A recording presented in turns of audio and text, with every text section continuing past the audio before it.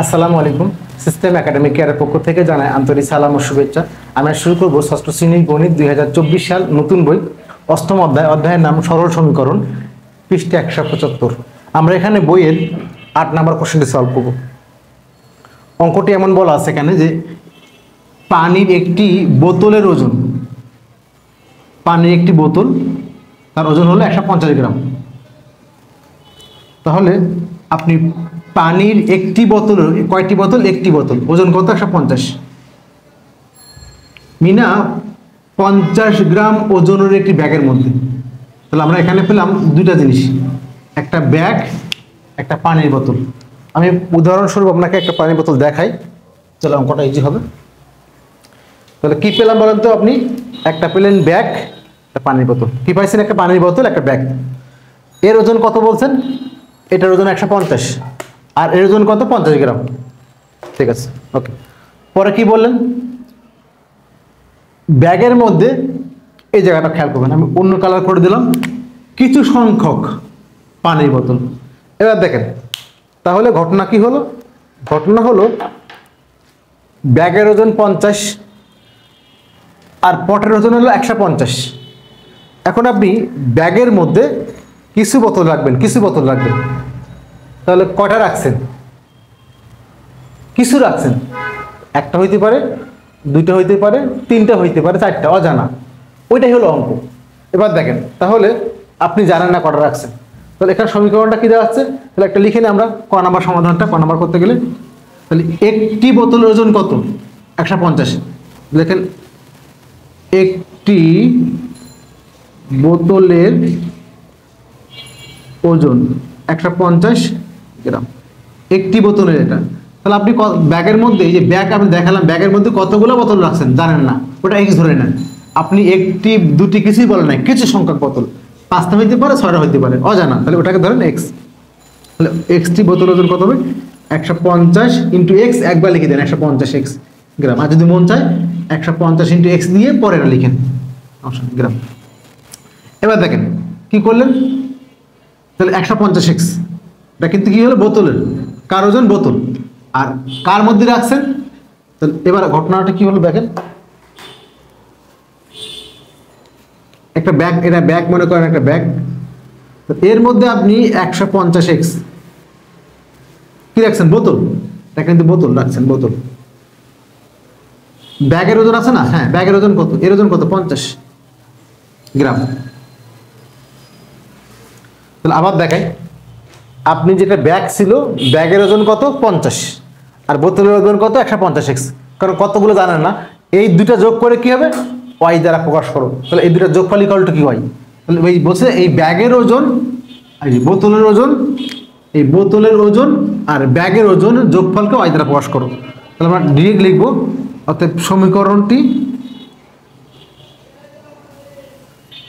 আপনি লিখতে পারেন যে কিভাবে, একটু দেখাই মন চায় যে বোতলের ওজন, এক হলো ব্যাগ আর বোতল, লিখতে পারেন যদি মন চায়।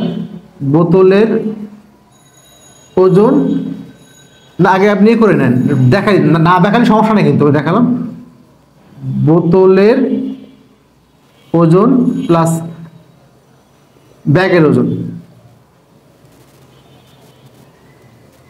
তাহলে বোতল কত বলেন তো? 150 এক্স আর ব্যাগের ওজন 50। তো সমীকরণটা কি হবে? এটা এটা না লিখলে কোনো সমস্যা নেই কিন্তু। অতএব সমীকরণটা কি হবে?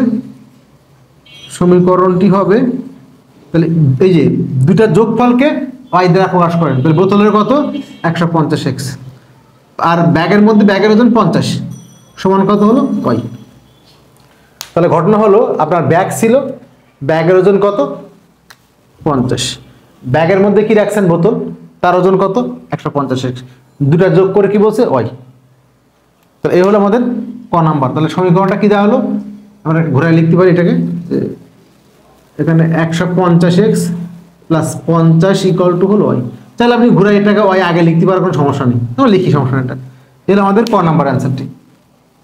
আবার বললাম একটি বোতলের ওজন হলো 150 গ্রাম, কিছু সংখ্যক বোতল, ওটাকে এক্স ধরলাম। তাহলে এক্সটি বোতলের ওজন 150 এক্স। তাহলে বোতলের ওজন, এই যে বোতলের ওজন আর হলো ব্যাগের ওজন, ব্যাগের ওজন 50। তাহলে বোতলের ওজন প্লাস ব্যাগের ওজন সমান হলো ওয়াই। এ হলো আমাদের ক নাম্বার অ্যান্সারটি। আমরা এখন করব খ নাম্বারটি। খ নাম্বারটি বলছে কি যে y এর মান নির্ণয় করো যখন x = 15, x = 15। এবার লেখেন যখন খ নাম্বারটা এখানে যখন x = 15, তাহলে সমীকরণটা কি ছিল 150x। এখন একটা জিনিস খেয়াল করার বিষয়, কিন্তু এখানে কিন্তু x এর মধ্যে মানটা পড়বে। অনেকে কি করে এই যে 150x + 50 = y আগে লিখে নেয়, তারপরে মান না, কখনোই এটা হবে না। আপনি বলছেন যখন x = 15, যেখানে x সেখানে ডিরেক্ট মানটা পড়বে। তো আমি এখানে আপনাকে রিকোয়েস্ট করব এই 150 গুণ না দিয়ে এই গুণ চিহ্ন এখানে দেন, ফোটা দেন, কারণ গুণ দিলে x হয় এজন্য।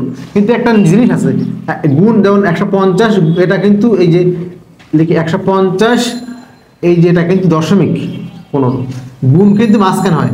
আর এই যে 150 গুণ 15, গুণ হয় মাঝখানে, দশমিক হয় নিচে, এটা খেয়াল রাখবেন। তাহলে গুণ এখানে বা লিখবেন, কারণ এখানে সমান, এপার দুই পাশ সমান। যখন এই পাশে একটা মান থাকে, এই পাশে একটা মান থাকে, তখন বা লিখি বা গুণ করেন। 15 গুণ 150, 2250 হবে।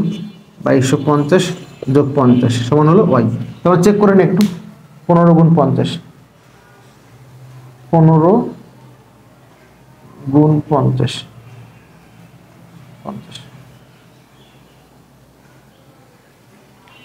15 গুণ 150, 15 গুণ হলো 150, 2250, ঠিক আছে।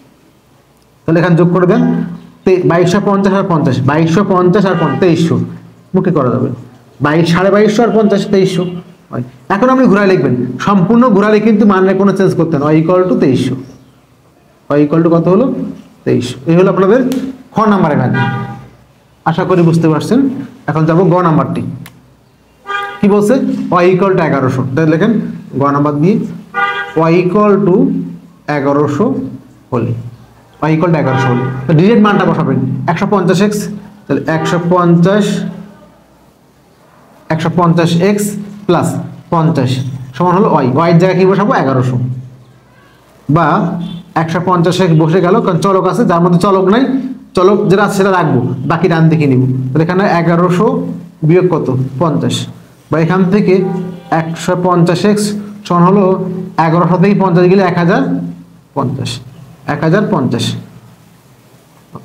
বা এখান থেকে x = কি হবে 1050, নিচে হলো 150, একটা শূন্য কাটাকাটি হলো 7 15 105, তাহলে 15, অতএব x = কত হলো 7।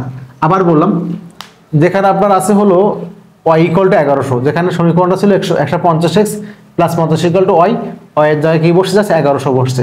তাহলে x চলক ওকে বামে রেখে দিছি, চলো এই সংখ্যার ডান দিকে নিচ্ছি, ছিল প্লাস মাইনাস, বিয়োগ করলে হলো 1100 থেকে 50 গেলে 1050, টাইম নষ্ট হবে না এভাবে করলে, কারণ 1100 থেকে 50 গেলে 1050 বিয়োগ করা লাগবে না। দেন এখানে এটা গুণ আছে, চলক রেখে ভাগ হয়ে গেল, 0 0 কাটা 7 15 105, তাহলে x এর মান 7। এই হলো আপনাদের 8 নাম্বার কোশ্চেন অ্যান্সার। আশা করি বুঝতে পারছেন। সিস্টেম একাডেমি কেয়ারের পক্ষ থেকে আন্তরিক সালাম জানিয়ে শেষ করলাম আজকের মতো ক্লাস। আল্লাহ হাফেজ।